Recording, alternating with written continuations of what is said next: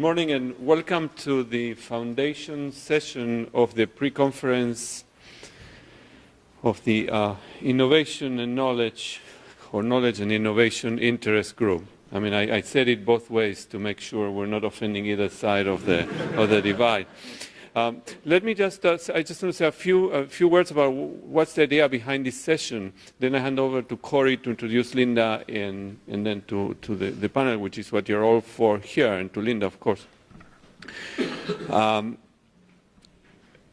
4 years ago in the business meeting, we asked, what is it that you'd like from the interest group? And many of you said, we would like to get closer to the people behind the ideas that so much have changed and inspired our work. So we thought, okay, how could we do that? And one thought was to do a session with the thinkers, but in a way that it would make it, two goals. One of them is to make it accessible. So what you're about to see is the culmination of a long process of almost a year, mapping, reading all of Linda's work. And so you're having the handouts, you have the maps in front of you. And the second thing is we are interested in the ideas, we know the ideas, we're interested in the person behind the idea. So we're really interested in getting to know Linda and getting closer to Linda as much as we could do that. And that is the goal of this session. So it's the third time we do it, and actually we're very, very, very proud and happy to have Linda, and I would let Corey, which is the chair, would explain that. Thank you, Gabriel. So good morning, everyone. I just want to pick up where Gabriel left off. He gave you a little bit of an idea of the rationale and the history behind these sessions. And it's my responsibility now to introduce this year's Foundation's thought leader. And I want to start with, I'm not going to do the typical CV introduction. Florian and Sunkee are going to go into tremendous depth about Linda's CV in terms of where she went to school, what her degrees are, all of the papers published. I'm just going to tell you two stories because I love to tell stories. That's the great thing about this business is we get to tell stories. So the year is 2000. I am finishing up my PhD at NYU. My dissertation committee, two people in particular, Teresa Lant, Raghu Garud, both people that work in organizational learning and the intersection with innovation, told me, well, if you're doing work at the intersection of organizational learning and innovation, you have to read Linda's book, Organizational Learning, so published in 1999, the first edition.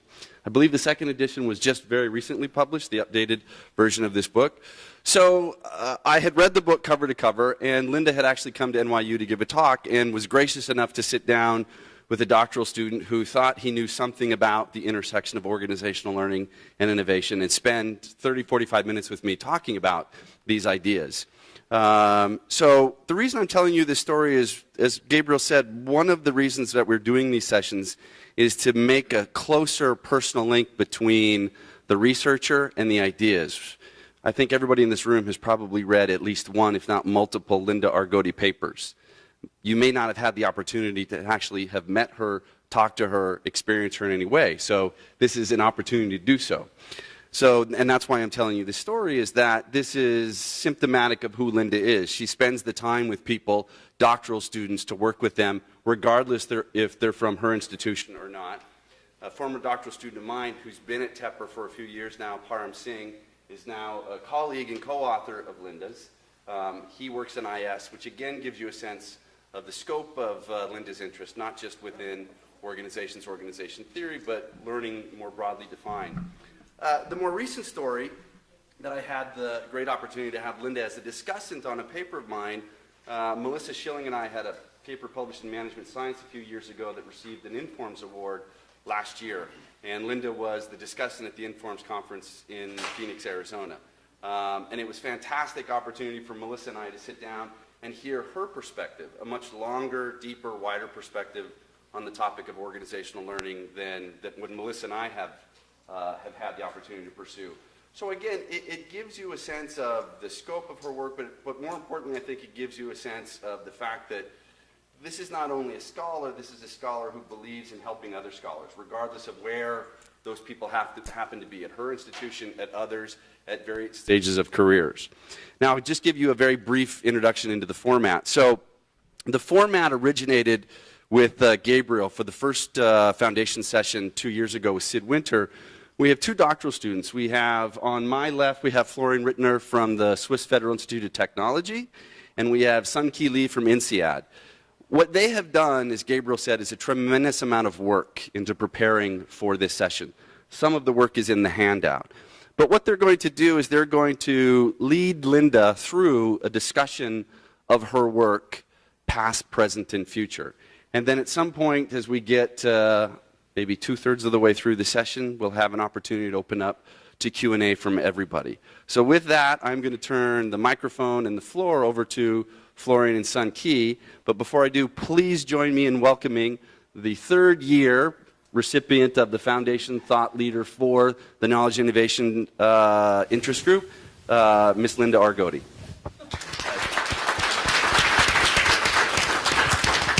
Step out of the way now. Just say what an honor it is to be here, to see friends and colleagues whose work I admire in the audience, and to have a chance to work with Florian and Sunkee, who are amazing PhD students. It speaks so very well for the future of the field to have people the caliber of you in it. So thank you. Wow, thank you. So I'll open up the session. So I'm Sunkee Lee from INSEAD. I'm a 2nd-year PhD student in strategy, and I will be facilitating with Florian this session with Linda. So I think it would be pretty safe to say that everyone probably most likely are here because they saw in the program book the name Linda Argote. And another thing that might be safe to say would be that everyone here probably has some or more or less interest in organizational learning. However, I wonder how many of you actually know how many articles or books that Linda has published throughout her whole career. And also, what kind of prior literature that her work is building on.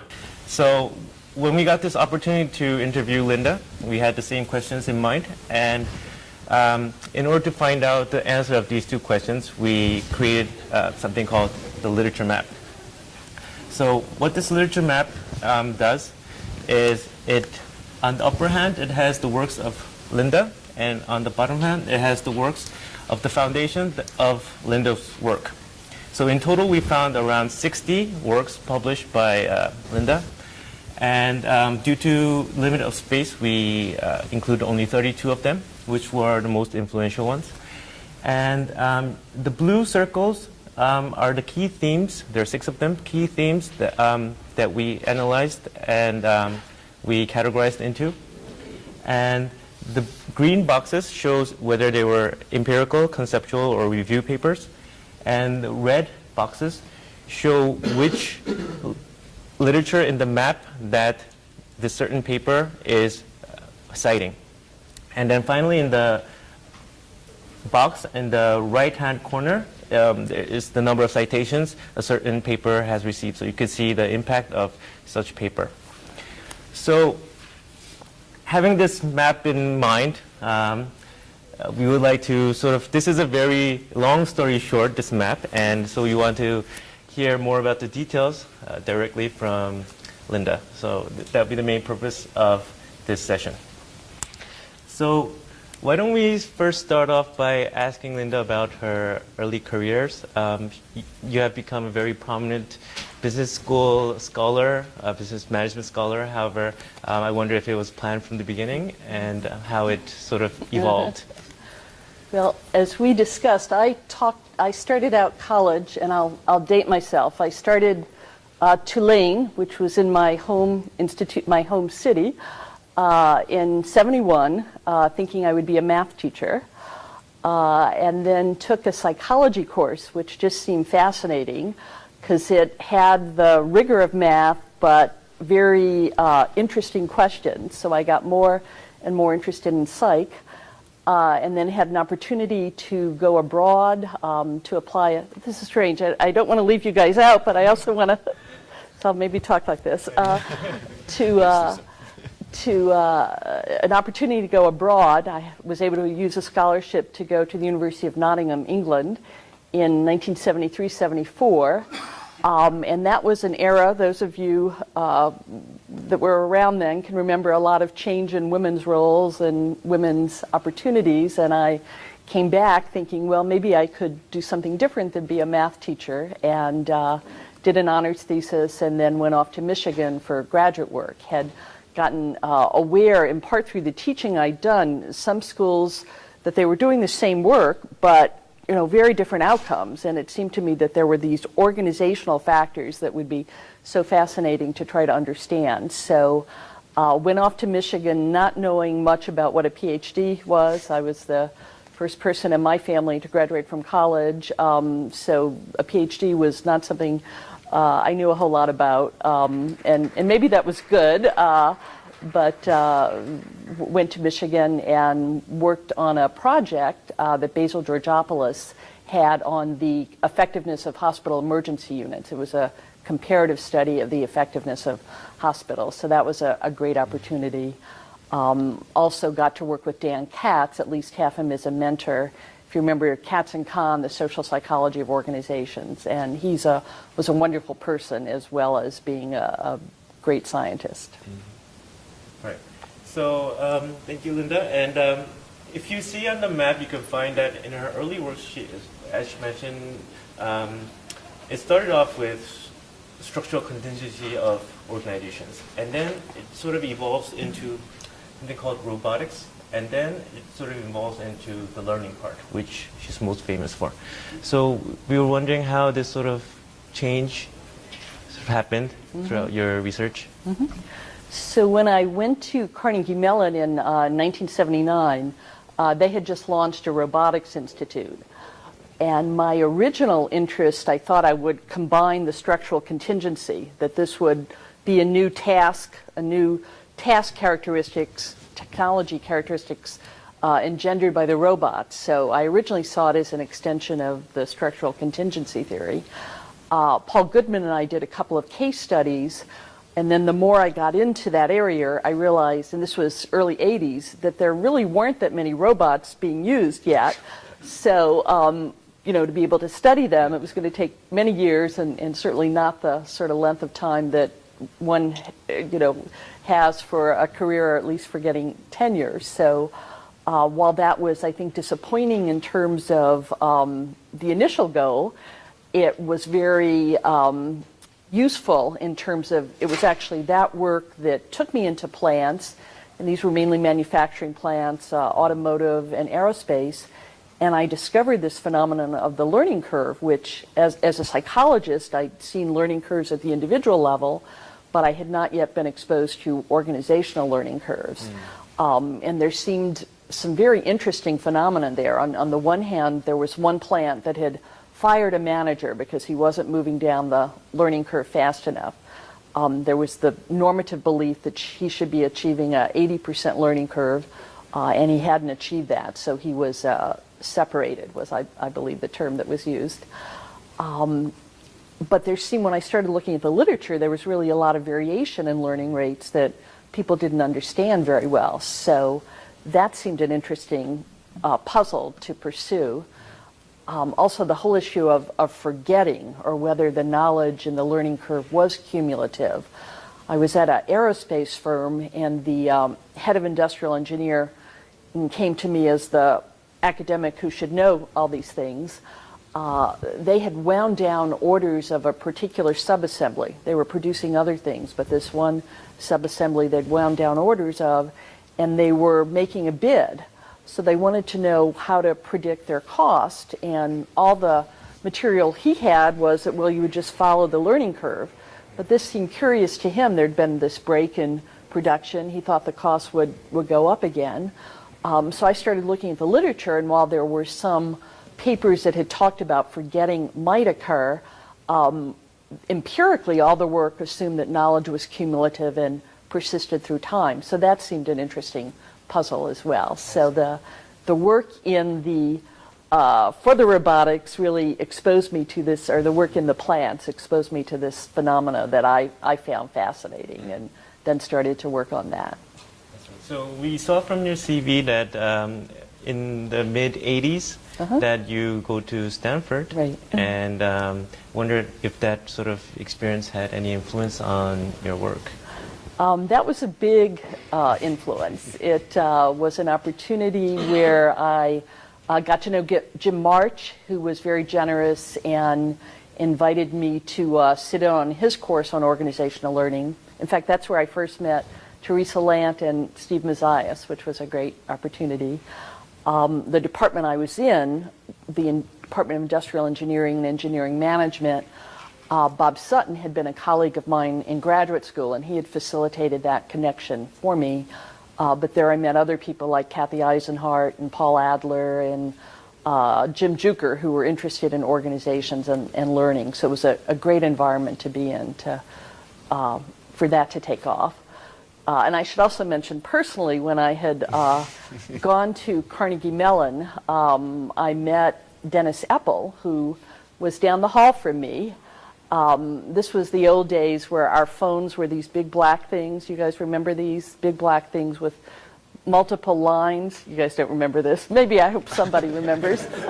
They used to be big black things, and they would have multiple lines on them. So in your office, multiple lines would ring. So my phone rang in Dennis's office, and his rang in mine. And our norms especially on weekends or nights, if you were there and somebody else's phone was ringing, you would take the message. So after about a year of taking messages for each other, we did start to date and then get married. So proximity does matter. And then we driving together through, and I guess this is another lesson about proximity. Driving cross country to California, we had a lot more time to talk for extended periods, and discovered we were both interested in this area of organizational learning, coming at it from somewhat different perspectives. But that's when we started the work, which, as you know, it can take a while for papers to come out, so the work didn't start hitting publications until 1990, but that's when we began it. And I should mention the first study we did got turned down from the first journal we submitted it to. So that also adds some time in the process. So your sort of works on learning curves start in the early 1990s. But we found that you frequently mention this assembly plant of trucks. And so I wonder, so given that it's so mentioned so frequently, I wonder what kind of plant that was and what sort of your experience was there, and what you learned from there and how it influenced your subsequent work. Great. So this was when we came back to Carnegie Mellon. We had an opportunity to get involved with a project at 3 truck assembly plants. And the angle we were interested in, not surprisingly, was learning. What was valuable about the plants, I think 3 things. One was the data they provided. That was probably the most valuable. Secondly was just being there, getting to talk to the managers. I think that's what crystallized the questions we later worked on. Indeed, when we interviewed managers, and we did this just by way of background to try to be sure we were including all the things that were important to learning curves. So we did some very open-ended interviews about, well, what explains these learning curves? Because they were certainly very aware of them in their context. And a lot of what they said was what had been discussed in the literature, maybe not studied empirically, but at least had been discussed. But they did say something that had not been mentioned before, and that was knowing who's good at what and assigning tasks accordingly. Now, they didn't use the word transactive memory, but around the same time, Daniel Wegner was publishing his work on transactive memory, which was a similar concept, but at the dyad level, applying to people in close relationships, where they might specialize, and one person be the expert on where to get things fixed, and the other person be the expert on birthdays on both sides of the family. we thought so we learned about that concept through social psychologists, and then that sounded very much like the concept that we'd heard about at these truck assembly plants.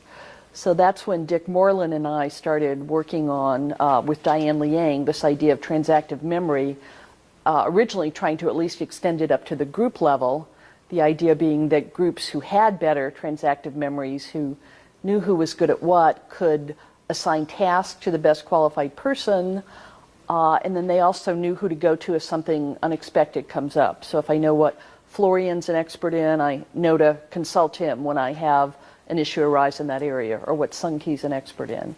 So we thought that concept had some legs to think about in groups and organizations as well. So we can say that from then on, your sort of research evolved around three major topics, which was learning curves, knowledge transfer, and transactive memory. So why don't we start off by talking a bit more about the learning curve studies, which were a very early part of your works. And so could you tell us more, so what was the current sort of state of the learning curve research at the time you started it, and what sort of pieces that you saw was missing from the literature? You can give examples from your research of the findings that you have found about learning curves. Okay.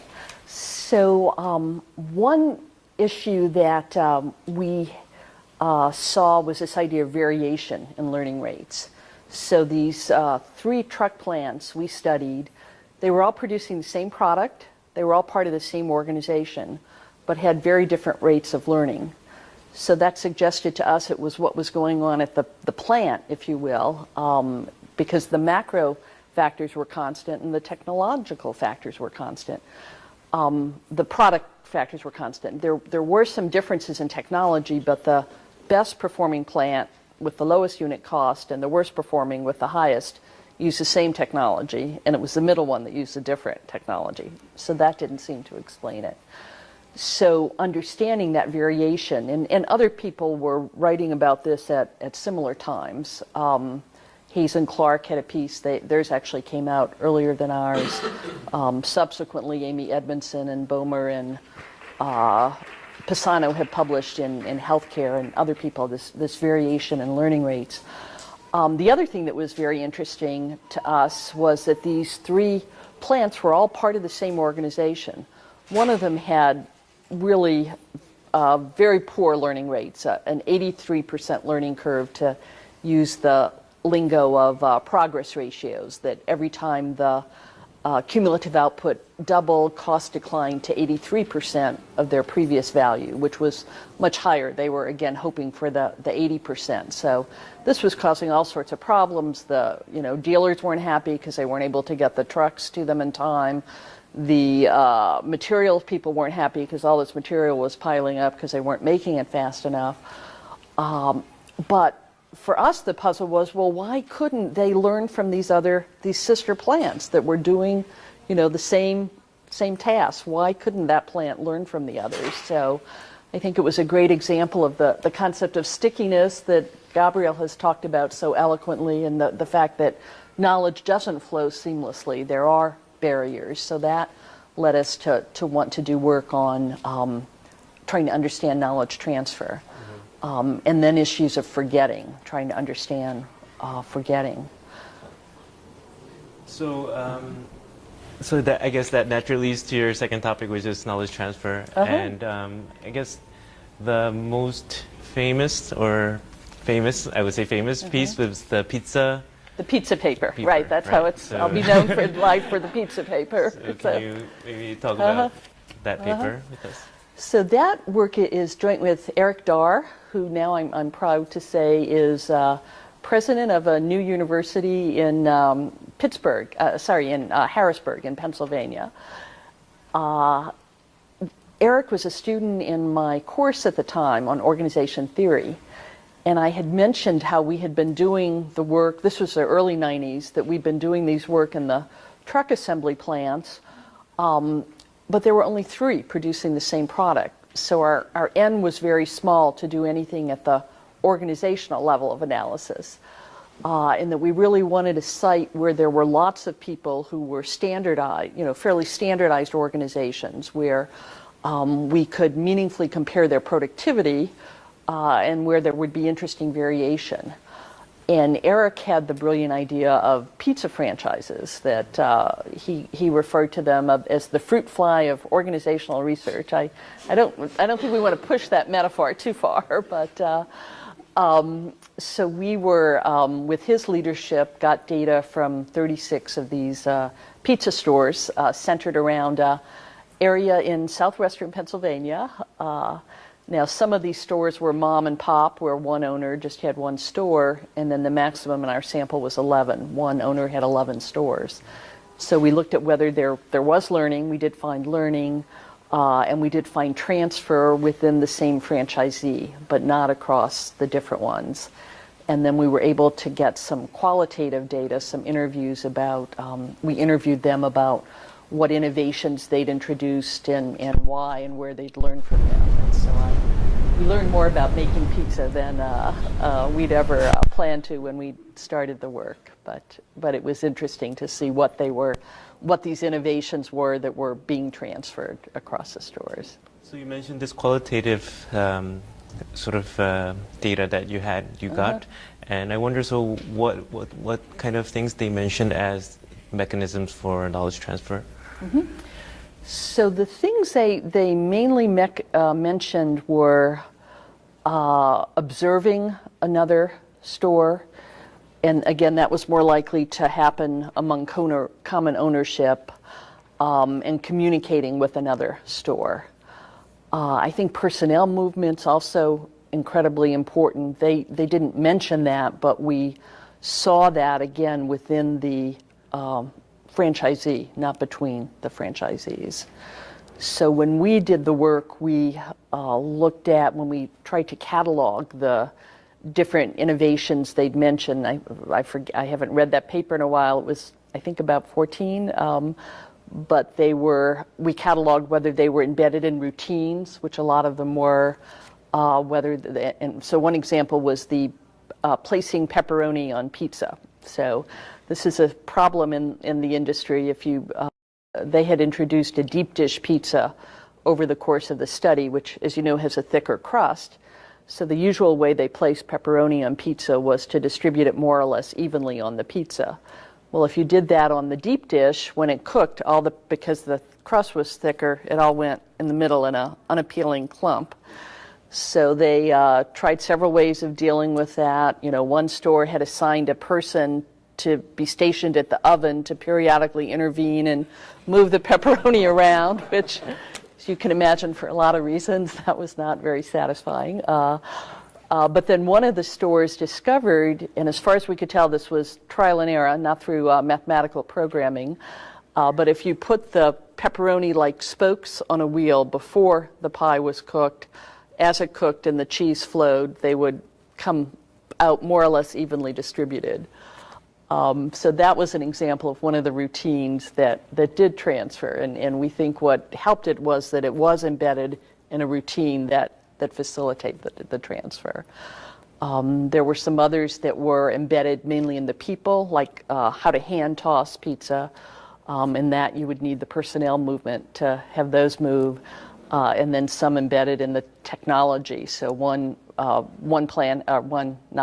store had developed a shredder for distributing cheese evenly, so things like that. But so would the pizza be like a manufacturing firm?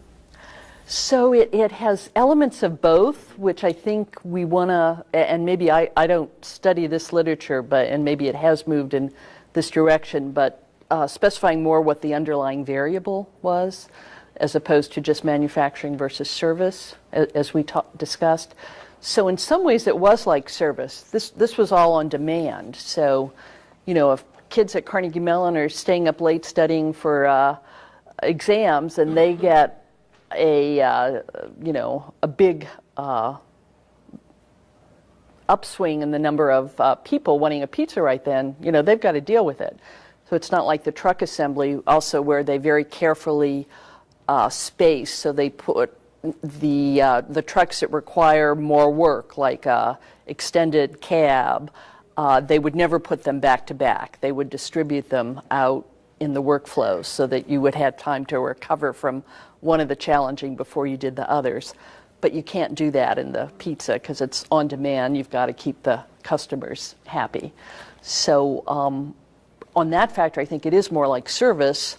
On others, as you implied, it's perhaps more like manufacturing, and that there's still a physical production flow that they're going through. So I guess your later on works, quite recent works, sort of look into the service part of knowledge transfer. And can you share the findings that you found in the service firms? So I'm going to ask Gabriel to help out on that. I think he's more expert than I am on that. One of the things that we've tried to look at is, and this is actually in a laboratory study, is the role of identity, which we think is very important, that if you share an identity with someone, you're more likely to give them a chance to try to learn from them, whereas if you don't share an identity, you're more likely to reject it, and that's not the way we do things here. So we're not saying blind adoption, that if you share an identity with someone, you'll do whatever they say, but more that you will give them a chance to show what they know and see if you can learn with them. So I think the whole issue of identity is fascinating. We went in the lab because in the field it seemed confounded with so many other things that it was hard to pinpoint that the effect was on identity. But if people are smarter than I am and can figure out how to do it in the field, that would be terrific. Or more lab work is also welcome, I think. So why don't we talk more about transactive memory then? Yeah, you already told us a little bit about how you got to study the transactive memory system and the story about the managers, about who knows what, and the importance of that. Can you tell us a bit more about the elements of transactive memory systems? So what is that actually? So when we were, and again, we went into the lab for the first study we did, Dick Moreland, Diane Liang, and I. Dick's a colleague in psychology. Diane was a graduate student of ours at the time, who's now a very successful novelist. So she, I think, is having a much larger, more people are reading her work of this form than our work. But if you like mysteries, Diane Wei Liang has two very nice ones.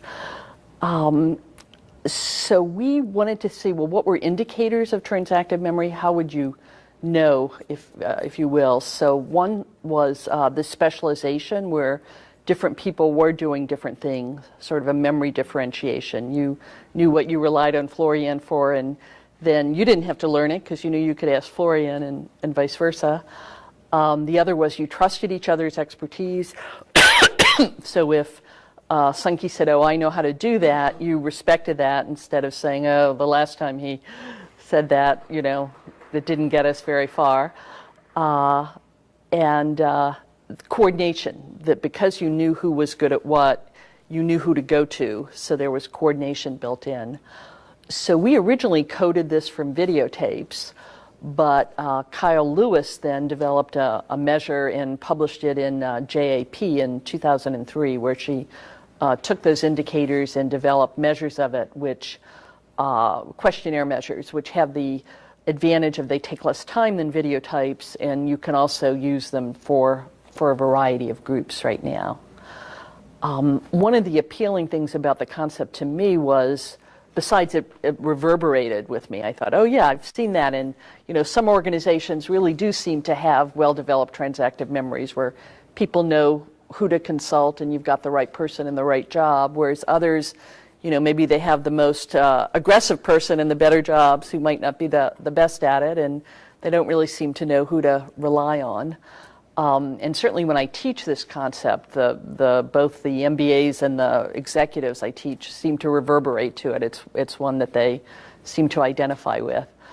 At a more research level, I think it's a very nice concept that it has one of the properties of linking from the individual to the group, or sort of a micro-macro link that we talk about as needing more in our field. And I think this has the potential to provide that. When we've been preparing for this interview, we also asked the Knowledge and Innovation Interest Group to send us their questions. And a couple of these questions were actually related to social networks, online communities, or let's say technological advancements in general. And knowing who knows what sounds a lot as social networks. So how do you think might these influence transactive memory systems? Yeah, I think looking more at the link on that would be fascinating.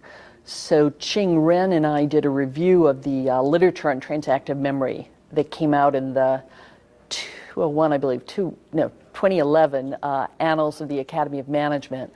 And that was one of the things we concluded, that more, because there's been a little work on social capital and transactive memory, but not work specifically on social networks and transactive memory. And I think that's a very rich area that would benefit from work. My hypothesis might be that they would complement each other. I would think that certain social networks, dense networks, for example, might be more likely to, because of the richer communication, develop stronger transactive memory systems. But that would be very interesting to look at.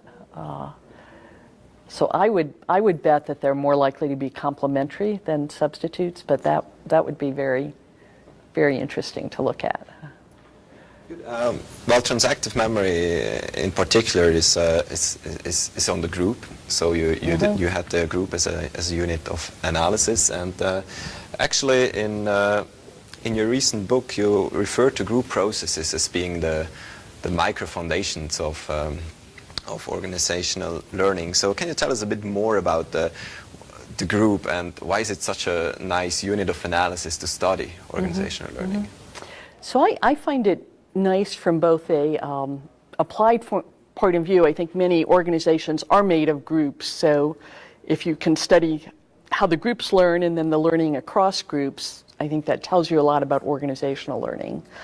Also, as a research sort of microcosm, groups have many of the same processes that go on as organizations. They have coordination, communication, influence. But it's easier to see learning in them, say in small groups, than it is, in this large 2,000 plus manufacturing facility. You can map the learning curve. It's really hard to go in and study at a micro level, which of those 2,000 people is learning what and how they're learning it. Whereas in the groups, I think you can really see that. So I find them as a nice sort of microcosm of many of the elements, not all. I mean, organizations are usually larger.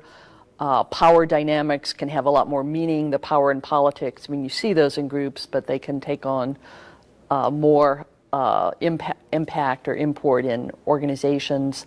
And then there's knowledge transfer across groups. So they're certainly not the whole picture, but I think they help us, get a handle on some of what in a way that studying the organizational level can be hard to. So when we look at the implications then of this research, so you touched upon a couple of things. So what would be the main challenge, or what experienced you as being the main challenge then on really bringing these group level findings to the next level, to the level of the organization? So I think one is that looking at temporal aspects, that in organizations, on the one hand, you can study temporal effects, and maybe we need to differentiate whether we're talking about laboratory versus field, because as I think about what I was going to say was really more of a lab field difference and not so much a group organizational advantage. Michael Cohen, for example, I'm always reminded of his wonderful piece on routines in organization science in '94, where he argued that the groups are microcosms of organizations, and by studying at a very micro level how routines evolved, I think he provided, Cohen and Bekdayan provided really significant inputs. Now, as we go to generalize that, there are issues of scale. When you've got many more people, how does that play out? When you've got longer time horizons, how does it play out? When you've got groups interacting with other groups and sort of ecologies, how does that play out? But I think can be a good starting point before then we add the more complexity in terms of what goes on in organizations. Given the conference we are at, we'd also like to talk a little bit more about the linkages between organizational learning and strategy. And when Sunkee and I had been mapping out your work, we also noted a slight shift towards the strategy field in both the research that you are relating to, but also the publications that are citing your work. And that shift seemed to coincide with the rather influential paper that you wrote together with Paul Ingram that has been published in 2000. So we wonder, can you tell us a bit more about how you got in touch with the strategy community? Right. So I think I was fortunate to have Dan Leventhal at Carnegie Mellon, so we talked a bit. But it wasn't until, as you pointed out, Paul Ingram arrived in '94, and that was also around the time that Sid Winter invited me to a conference in Vienna. That was the first time I met Gabriel. I remember having a very nice bus ride. I don't remember where we were going in the bus, but I remember a very nice conversation with you about knowledge transfer in that conference. And David Teese was there, Rebecca Henderson, so it was a great conference to get to know more of the strategy researchers and start to realize that, that there was sort of mutual, that I could learn a lot from them, and they were kind enough to say that what we were doing they thought had implications for them. So that started a new path, and the more I read, people like Connie Helfat's work on your piece on the products, I think always think that's a great example of knowledge transfer. And other people, Marvin Lieberman had been working on learning, and just a lot of really interesting work in the field of strategy that I've certainly enjoyed reading and trying to connect to. Excellent. Well, especially for us as young scholars, it's always interesting to learn about what will be the future of a field. So we're just bluntly asked. So where do you see the organizational learning field evolve for in the near future? Well, I'll say a few things, and then maybe we can open it to this audience here who have contributed so much to it. So in my own work, I find myself both trying to get a bit more micro, trying to understand, say, what leads to the adoption of routines or exploration, exploitation at a fairly micro level. Working on a project with Param Singh that Corey alluded to and Alina Wang, where we're looking at an online forum that was introduced at a company where the CEO was one of our graduates. And it was a whole knowledge management system. They originally started out with repositories, and then that wasn't all that fruitful, so they've, in their view, and they've changed more to forums and blogs. And they were interested in, us assessing, is this working? Are people really spanning the globe in the way they hoped that these forums and blogs would lead to? So we were able to look at, they gave us over a year of data from the start of the forum, and we're trying to understand who answered the questions. So I think that whole issue of technology and what role does it play in learning, my sense of the knowledge management system seemed to be shifting from the capture model, the building the repositories, to more of the connect model, to try to have opportunities where people can ask questions or respond that way, and then maybe can follow up with the person offline. But I think that's a very rich area for us to learn more about. Also the social networks area. That's how networks affect learning. And knowledge transfer. There's been a fair amount on how networks affect transfer, maybe less on how they affect learning and how they affect memory, which would also be an area I'd like to see more work on. Well, we also got two questions from the audience that have been related to the very micro level. So there's a recent trend in studies on cognitive neuroscience. So people start using eye tracking devices, brain imaging, and so on. So the very micro level. How do you see this line of research influencing organizational learning or learning in groups? So I think it has the potential to say something about the mechanisms behind the learning. So for example, I got involved in a project with a group at Denmark, Borgo Bell, Dorte Hakkason, and they pulled me in because they were, well, long story short, on the one hand, I found out that the technology wasn't there to do what I wanted. I was hoping we could understand the difference between mindful and less mindful processing. There's a fair amount of evidence in individual psychology. They know where that's happening at the individual level. It's a frontal cortex sort of area. And I thought, well, that we invoke this concept of mindful and well, we don't want to say mindless. Nobody can get behind mindless, but less mindful learning a lot, and it would be fascinating if we could validate that and get at the underlying mechanism. But the technology isn't there, and I think this is still true, but people in the audience may be more up to date than I am. You can study one person. There have been a few attempts to link two people, but studying groups, studying organizations. I understand somebody's working on developing fMRI that are more like caps that you can just put on instead of having to go into these machines. So maybe that will be on the horizon. But my point is, I think it's certainly not going to replace the kind of field work we're doing. I think the combination, it may help us say something about the underlying mechanisms, or may help us validate measures if we can get pencil and paper measures and then validate it with a brain scan measure. Maybe that will give us greater faith in the findings, but I don't think it's going to substitute for field work. And because a lot of what we do is about larger aggregates than individuals, and that's often where the exciting action is, I want us to keep our focus on that and not forget the fact that we're organizations are multiple people. They're not just one. So maybe before we opening up the session, I mean, you just pointed out to that. So it would be interesting. What are your current projects? Okay. So what are you working on? Could you share a bit?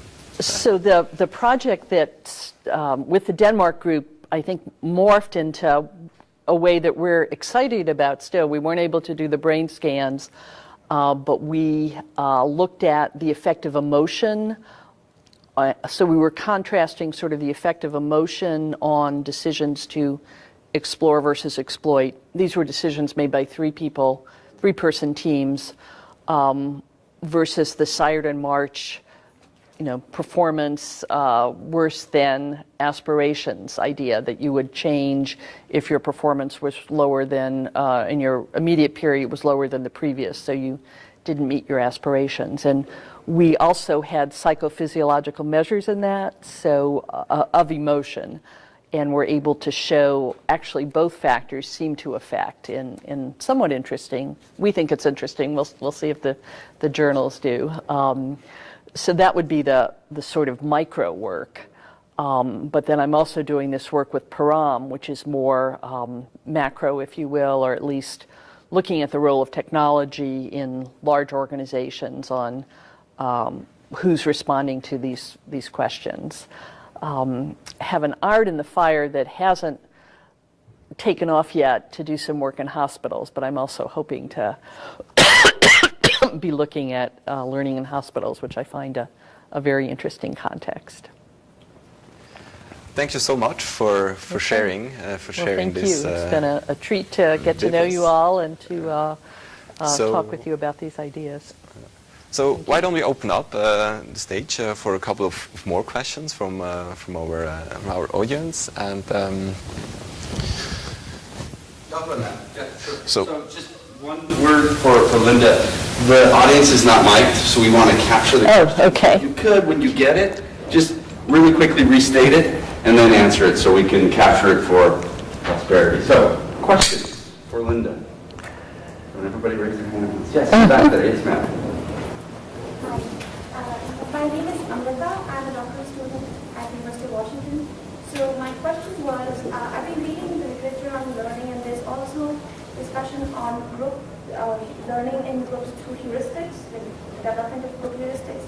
So could you just help me understand a little bit how do you differentiate the learning through heuristics in terms of groups, group heuristics and transactive memory?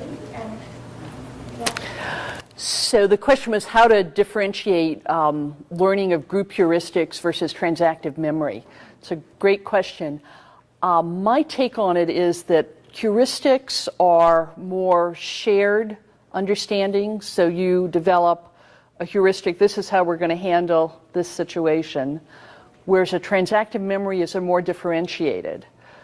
There is an element of sharing because you know who's good at what, but it's more differentiated. So Florian would be the expert on X and would take care of remembering X and would do X, and Sunkee would be the expert on Y and Corey on Z, etc. So I think it's a difference between the transactive memories are differentiated knowledge structures, whereas the heuristics tend to be shared knowledge structures. But I think they are related and certainly are both, if you want to think of them as knowledge repositories, as you learn, you develop the heuristics and you also can develop a transactive memory.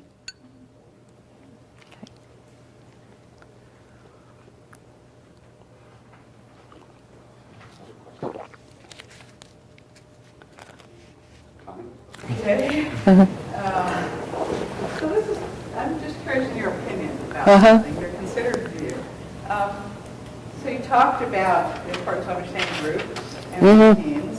You also do work at the very micro level on individuals. I'm wondering the extent to which you think we can study routines and group processes without going down to the individual level. Interesting. Wow, that's a good question, hard question. So I don't know that we have to go to the individual level, but I think we have to go to,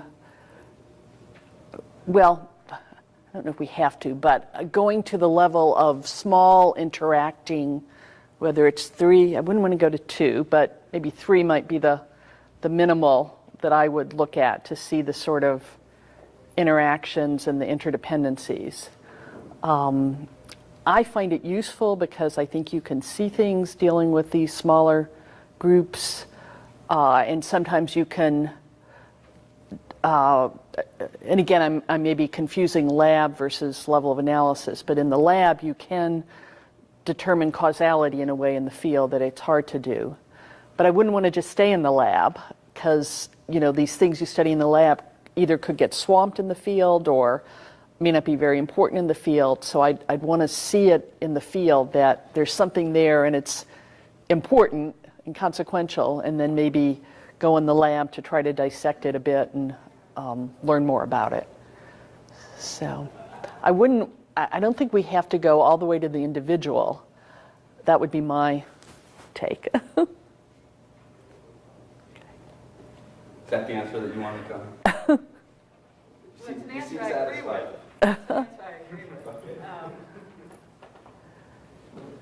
Other questions? All right, since you guys are shy, I'm going to ask my own question since I'm up here. So it's essentially definitional, but someone that's worked as long as you have in the organizational learning space and the learning spaces, you made this distinction earlier between learning and knowledge transfer. So I'm going to ask you to elaborate on that distinction, and then I'll ask you a follow-up question about the connection between learning and innovation because it's completely self-serving for me. So Okay, that's a harder. And transfer first. Okay, so the way I would do it is to look at what the level of the transfer is. So if the transfer is between people or between groups or between organizations, I would want to look at how the experience of those units, affects each other. Where I think it gets very close and perhaps muddled is the transfer. Some people would argue that learning is a form of transfer. You know, you do the task once, and then you transfer what you learn to the next time, and you transfer what you learn to the time after that. So that would be sort of a within-person transfer, if you will. But a lot of when we were looking at transfer, we were looking at transfer across groups. So then we'd look at how experience by one group affected a focal group. But I think it depends on what students are doing the transfer. So this actually is a nice lead up to my follow-on question, because one way to think about learning, if we go sort of Sid's work with Dick Nelson, is to think about it could essentially be inappropriate or incorrect transfer, right? Or even incorrect learning. So I'm just curious from you, in the research that you've done, although I wouldn't necessarily frame it as you're a technology innovation person, certainly what you do speaks to this issue of innovation. I'm wondering, in all the work that you've done, how often do you come across this idea that as groups learn and maybe misapply insights that they've generated from others, that actually leads to new ways of organizing or new ways of solving a problem? I'm trying to get your take on what's the connection between learning and innovation. So I think that maybe the most obvious is with experience. You do learn things that you can apply, and then if you think of innovation as recombination, the learning helps you get to things that having things, if you will, to recombine. The whole issue of learning, while transfer, if we're studying transfer in the context of a student transferring, what they learn on one physics problem to another physics problem, which is amazingly hard for those of us who teach, and we realize, we do I did once, I had problem sets that I thought were so obvious it mapped onto test questions. It would almost be, everyone would get 100, and I found out, no, that even that kind of transfer is hard. But in organizations, you get many more factors coming in, and sometimes it does get recombined in ways that are very adaptive or functional or useful. So the transfer, even at the individual level, it often isn't as tight a replication as at least some of the instructional textbooks would have you believe. But at when you go to the transferring across groups or transferring across organizations, there's a lot more slippage that can come in, but can also lead to good things happening and new adaptations as you go along. Good questions. Stefano. Thank you very much. I was wondering whether going from the micro to the macro, you have any thoughts about the relationship between the field of organizational learning and the rise of big data? With the panels this morning, and we're emphasizing a lot of two things. One, this is going to affect the way we learn about things. And two, this is generating a gigantic amount of data that we can in principle use to make predictions about human behavior without either going to the lab or the field. In a way, kind of on our computer screens. So I want just to know your thoughts on that. Right, I think that's a fascinating area. On the positive side, people that study learning have often talked about the paucity of experience. Jim March has that great paper with Mihail Tahmuz and Lee Sproul, learning from samples of one or fewer, where we often don't get that much data. If you're doing an orbital launch, those happen rarely, and you only get a few, at least at the level of launching the space shuttle, only get a few instances. And how do you learn from them? So on the one hand, I think the availability of data can help us overcome some of those limits of experience. So on the one hand, I think it's very exciting, but on the other hand, everything we know about, how people learn, it's not, how do you make sense of the big data, and how do you draw the right inferences or the better inferences? I think there's a lot that we need to learn about that. You don't come to that data typically blank slate, and how you interpret that and what you learn from, I think, will be fascinating. I'd be interested in it sounds like you've thought about this, so what would be interested in your insights? Or You think it's a fruitful research area, or? Well, I was in this panel and I was really listening to people who knew about that more than I do. And I think that Mary and Williams made a very nice point about the distinction between prediction and explanation. And I think the point was that big data are very good for predicting behavior, but they're not necessarily good at explaining that way. The why. And for that, maybe you need more kind of traditional methodologies and engage in the field and go out there. I think that was a point which was very, very useful to keep in mind. Yeah, that's a nice distinction. Thank you. Other questions? Yes. You know, I am, our sound man just said, use the mic. So I'm going to ask you to use the mic. Hi, hello. I wanted to ask you in the Management Science paper 2003, you distinguish between motivation, ability, and opportunity in learning. And it seems that the field is moving a little bit towards that direction to understand how these microprocesses interact. What is your take on that? First of all, how do you differentiate those three, and how do they interact? Thank you. Wow, that sounds like many papers right there. Those are great questions. I think we got into that in part realizing that when you get to the why, when you try to explain why something happens, does a social network have this effect because of the opportunity to more information, opportunity, access to data? Is it more motivating because you know who's what or you know the members, so you're going to be more motivated to do things in their interests? So I think it's very important. I haven't done the sort of research you're talking about. Maybe you have, and you can share it with us in terms of some of the challenges and how you've solved them. Oh, yeah, it's not, I think it's still not solved in a way. You could actually define opportunities in various ways. And opportunities could be, as you talk about, the amount of information that is available, or social networks, the type of networks that actually exist, but also can be strategic opportunities when we talk about cross-organization transfer. But I think what's interesting now is sort of how do they interact in order to increase the amount of learning and amount of transfer between organizations. But we'd be very happy to talk about it. Yeah, it sounds like you're doing great work on. The next question is right behind you. I was interested in your comment about identity and the relationship between identity and learning, and situations in which identities lead to learning and not learning. And I just wondered if you could elaborate perhaps on some of the range of identities that you think are more likely to lead to learning than not, and perhaps talk a little bit about some of the mechanisms that you see at work in that process. So I can talk in two specific ways, and then I'm eager to hear what you all are doing on it. So one way is coming more out of the social psych literature in terms of whether people share an identity or feel that they're part of the same group.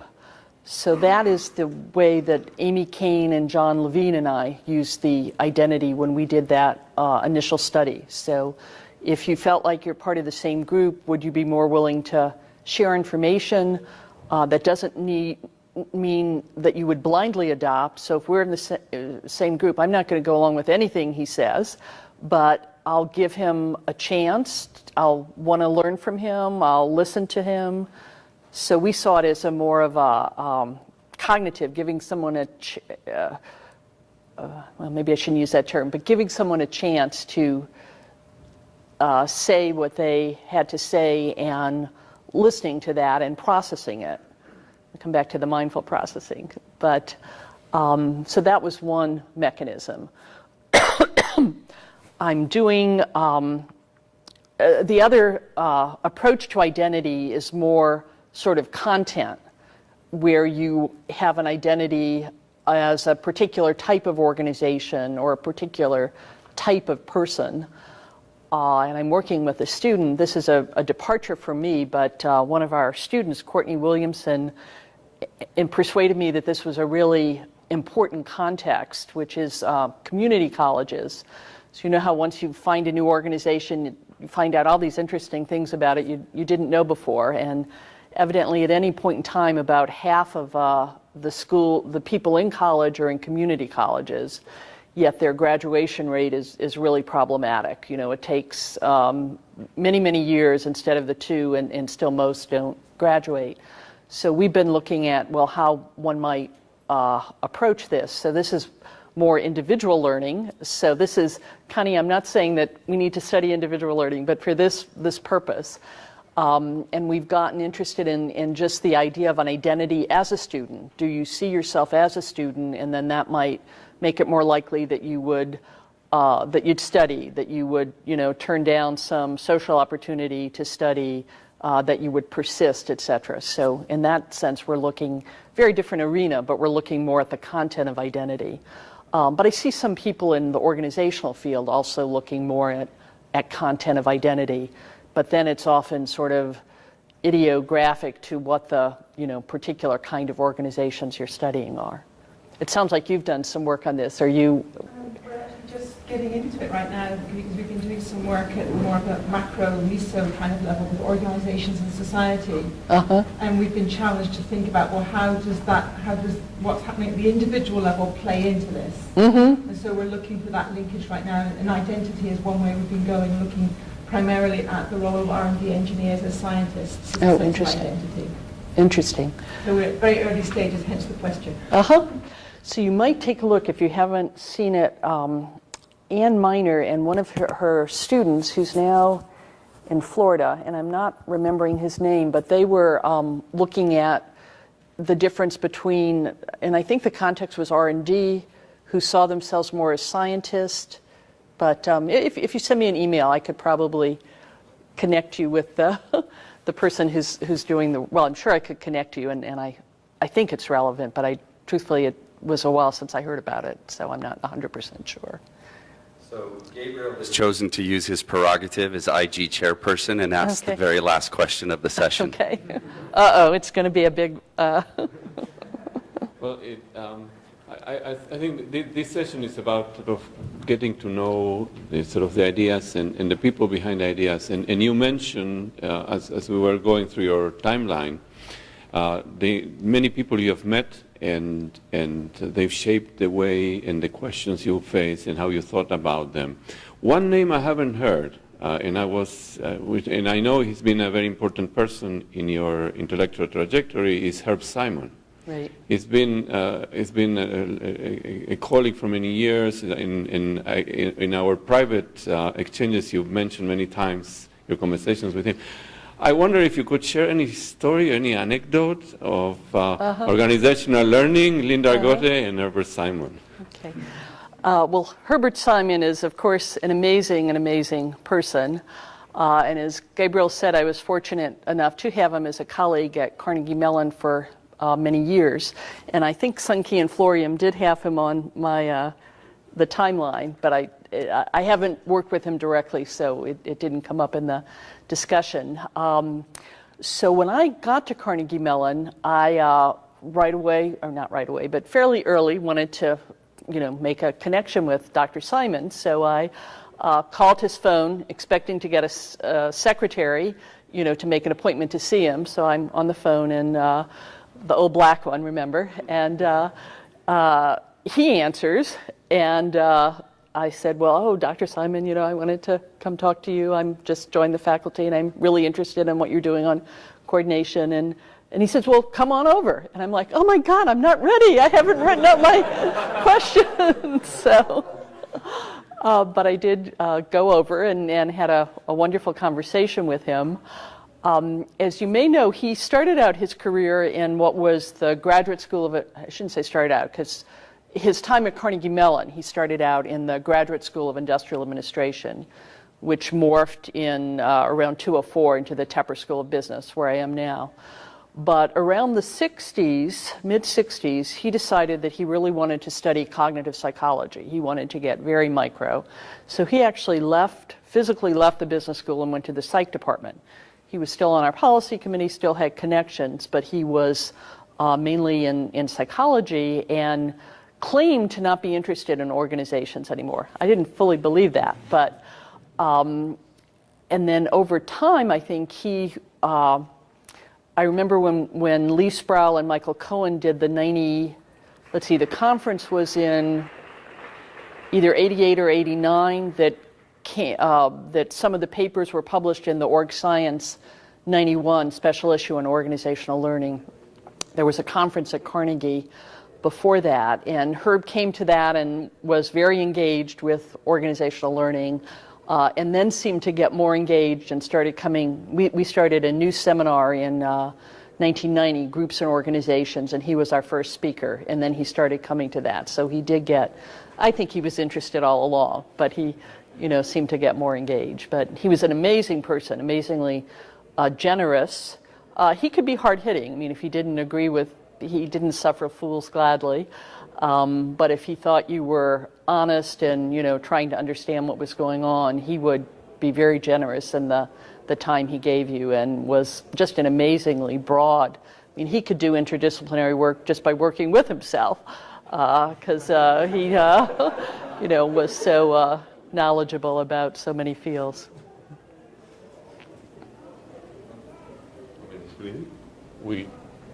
Is there any other sort of pressing question, or that you'd like to? Okay, so I guess the mic is mine. Before we let Linda go, I would, and before we thank Linda for the time that she spent with us today, I would also like to say thank you to Florian Sunkee. There was an enormous amount of work that went into this, only part of which is captured in the document that you've seen. But they did interviews with Linda on Skype. They met with her in Orlando at the Academy of Management. So please join me in thanking these two fine gentlemen. Thank you. Thank you.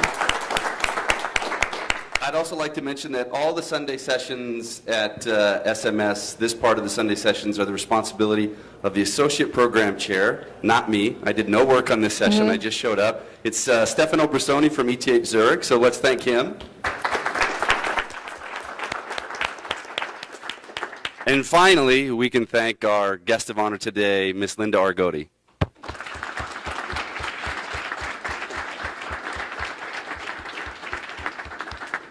Thank you, gentlemen. And we are officially done.